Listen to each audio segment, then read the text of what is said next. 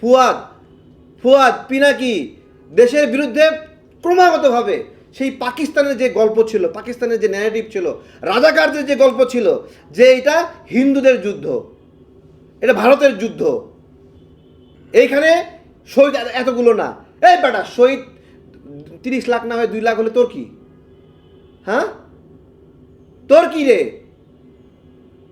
2 লাখ মরলেও 2 লাখ মরেনি, মানুষে মারেনি। এই 20 জন নারী ধর্ষিত হয়েছে, তোর সমস্যা আছে? সমস্যা আছে?